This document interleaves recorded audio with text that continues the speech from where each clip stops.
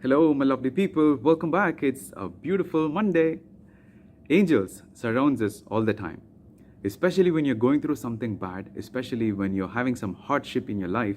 Angels are sent from heaven to see you and to help you out.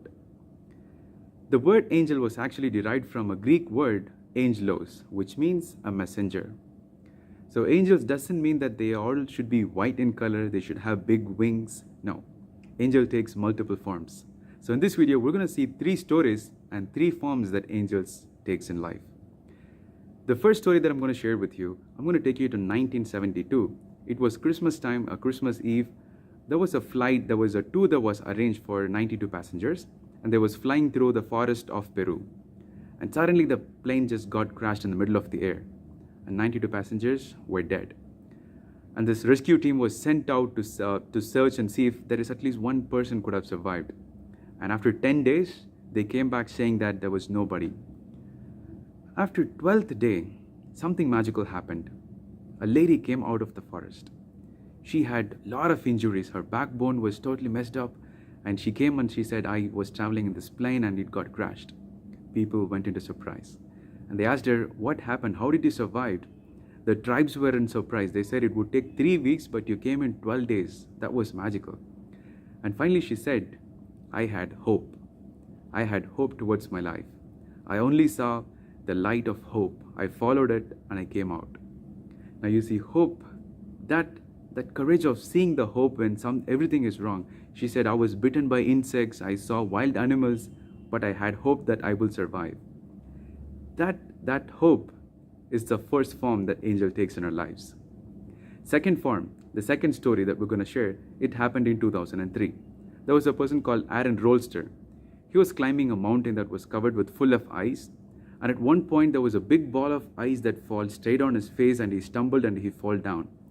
And somehow he managed to catch a rock, and what happened? He went inside the rock, and this right hand was completely stuck. And after 6 days, he was not able to move from that place. He had food for 6 days, and he had water for some time.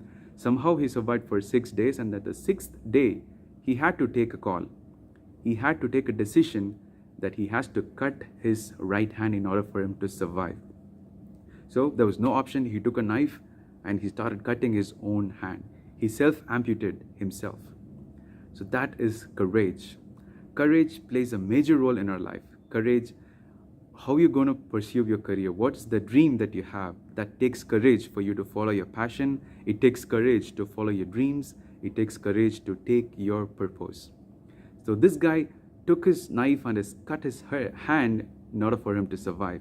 That was courage. So courage takes the second form. Angel comes in our lives in forms of courage. And the third story that I'm going to share with you, it happened in 2012. There was a boy, it was midnight, the whole family was sleeping, and this boy woke up his mom, I feel like vomiting, I have to go to the restroom.